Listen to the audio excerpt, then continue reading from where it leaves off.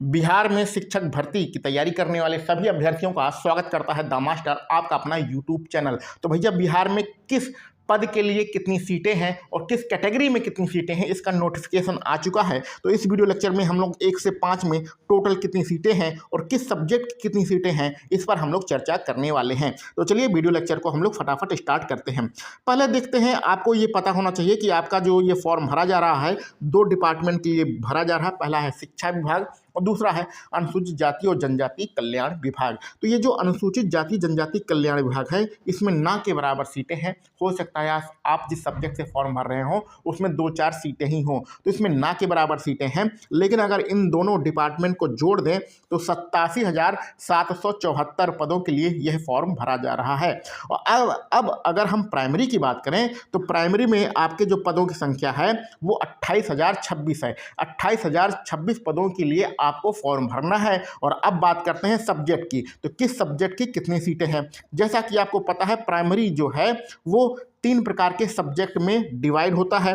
पहला सब्जेक्ट होता है सामान्य। सामान्य में आपको पता है 30 नंबरों की आपकी भाषा आती है। तो सामान्य का चयन जो लोग करते हैं, ये सब्जेक्ट वाला सामान्य है, ठीक है, ये जाति वाला सामान्य नहीं है, सब्जेक्ट वाला सामान्य है। तो सामान्य का अगर आप चयन करते हैं तो 30 नंबरों के भाषा के पेपर में 22 नंबर हिंदी के आएंगे और 8 नंबर आपके अंग्रेजी की आएंगे। अगर आप उर्दू का चयन करते हैं तो इसी प्रकार 22 प्रश्न आपके उर्दू के आएंगे और 8 प्रश्न अंग्रेजी के आएंगे। और यही काम यहाँ पर बांग्ला का भी होता है। यानी कि जिस विषय का आप चुनाव करते हैं तो 30 नंबरों वाला जो भाषा वाला पेपर होता है, उसी हिसाब से आपको पेपर देना होता है। और आप यह भी जानते हैं कि आपका जो टोटल पेपर होता है वो 150 नंबरों का होता है, जिसमें 30 नंबर भाषा का अगर हम निकाल दें तो आपकी जो मेरिट बनती है टोटल 120 नंबरों से बनती है। तो 120 नंबरों का पेपर सामान्य अध्ययन वाला पेपर होता है, जिसको सबको देना होता है। तो ये आपके भाषा के 3 कैटेगरियां हैं और 3 कैटेगरी के हिसाब से अलग अलग यहाँ पर सीटों के बारे में बताया गया है। अब सीटों की बात करते हैं। तो अगर आप, क्योंकि होता है क्या है कि 90% जो स्टूडेंट होते हैं वो सामान्य का ही फॉर्म भरते हैं, तो अनारक्षित, अच्छा यहाँ पर कुछ लोग इसको अनारक्षित पुरुष भी कहते हैं। तो ये अनारक्षित पुरुष नहीं होता है, सिर्फ अनारक्षित होता है। इसमें 2 कैटेगरी के लोग तो आएंगे ही। यदि आप अदर स्टेट के पुरुष हैं तो आप इसमें जाएंगे, और यदि आप बिहार के पुरुष हैं तो इसमें जाएंगे। इसके अलावा जितनी भी कैटेगरी के लोग होते हैं, जिनके नंबर ज़्यादा होते हैं, वह सभी उठकर यहाँ पर चले जाते हैं। यानी कि अगर आप अनारक्षित महिला हैं तो भी यहाँ पर चले जाएंगे, अगर आप ईबीसी हैं तो भी यहाँ पर जाएंगे, ईडब्ल्यूएस है अगर आपके ज़्यादा नंबर है तो भी आपके यहाँ, सॉरी, ईडब्ल्यूएस नहीं जाएंगे क्योंकि उन्हें आर्थिक आरक्षण मिलता है। अगर आप बीसी कैटेगरी के हैं, एससी और एसटी कैटेगरी के हैं तो आप उठ के यहाँ पर चले जाएंगे। यानी कि अगर आप उत्तर प्रदेश अदर स्टेट के हैं तो मोटा मोटा मान के चलिए कि आपके पास 2,976 सीटें हैं जिस पे आपको फाइट करना है। ये सामान्य की बातें हो गई। आगे बढ़ते हैं। यदि आप बिहार में हैं, बिहार का आपको जो है निवास प्रमाण पत्र है और आर्थिक रूप से कमजोर यानी ईडब्ल्यूएस कैटेगरी से है, तो 1,184 सीटें हैं। ये सामान्य के लिए हम बता रहे हैं, इस सब्जेक्ट सामान्य के लिए, जिसमें हिंदी और अंग्रेजी विषय का चुनाव किया जाता है 30 नंबरों के लिए।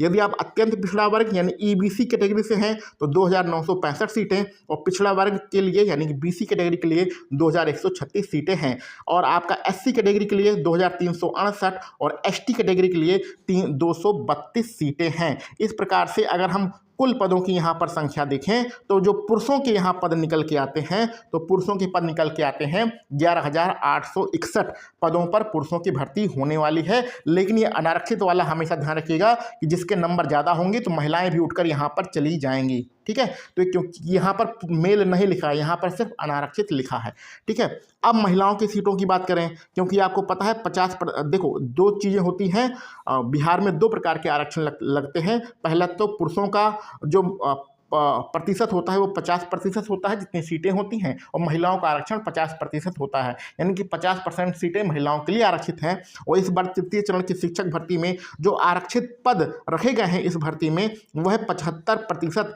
के आरक्षण वाला जो नया फार्मूला है उसके तहत रखे गए हैं। इसलिए अनारक्षित की सीटें यहाँ पर आपको थोड़ी सी कम दिख रही हैं। आगे बढ़ते हैं, महिलाओं की बात करते हैं। तो महिलाओं में अनारक्षित कितनी सीटें हैं? 2484 सीटें हैं। तो इस अनारक्षित का मतलब होता है ये सामान्य वर्ग यानी कि सामान्य जो विषय का चुनाव करेंगे उनके लिए है।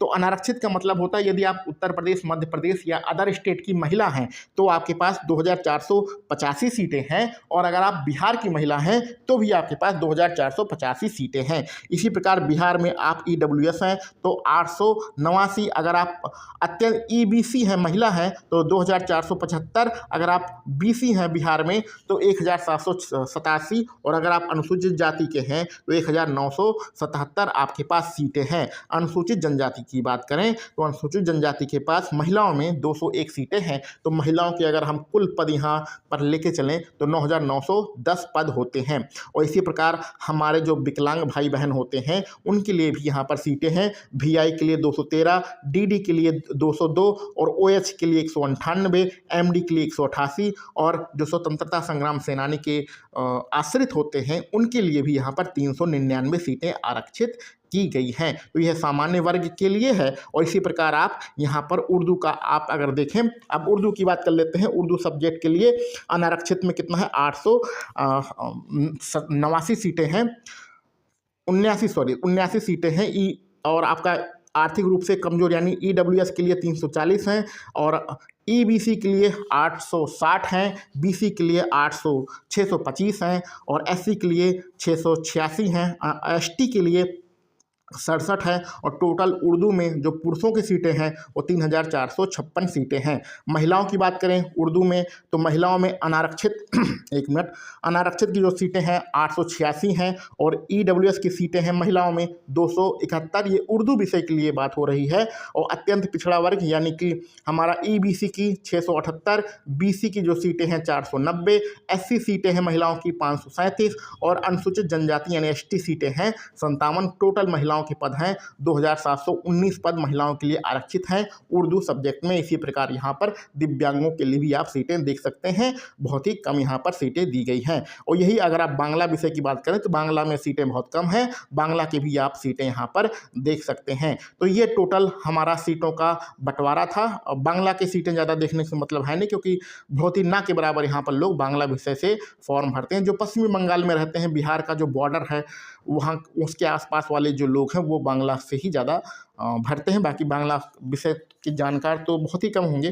तो ये हमारी टोटल सीटों का ब्यौरा था जो कि हमने प्राइमरी के लिए बताया है। प्राइमरी में आपको फॉर्म भरना है, 28,026 पदों के लिए आपको फॉर्म भरना है। लेकिन यदि आप अदर स्टेट के हैं तो आपको सिर्फ सीटें मिलने वाली हैं। ये 28,000 सीटें सिर्फ बताने के लिए हैं। आपके पास जो सीटें हैं 2,965 सीटें हैं, इसी पर आपको फाइट करनी है यदि आप पुरुष हैं। और अगर यदि आप महिला हैं तो आपको महिलाओं के लिए ये 2,485 सीटें तो मिले। महिलाओं का हमेशा फ़ायदा होता है। तो महिलाओं के लिए अदर स्टेट की महिला हैं, चाहे बिहार की महिला हैं, वो सामान्य कैटेगरी में आती हैं, तो 2,485 सीटें तो आपको मिलेंगी ही जो अनारक्षित हैं। और बाकी आप क्या कर सकते हैं कि अगर आपके नंबर ज़्यादा हो तो इस सीट पर भी फाइट कर सकते हैं जिसकी संख्या 2,976 है। तो महिलाओं के लिए मोटा मोटा मान के चलिए कि अच्छी खासी सीटें हैं यदि आप अदर स्टेट की महिला हैं, लेकिन पुरुषों के लिए सिर्फ आधी सीटें ही हैं। तो ये पूरा वीडियो जो है प्राइमरी की जो सीटों की संख्या थी उस पर आधारित था। यदि आपको वीडियो पसंद आ रहा है तो इसको चैनल को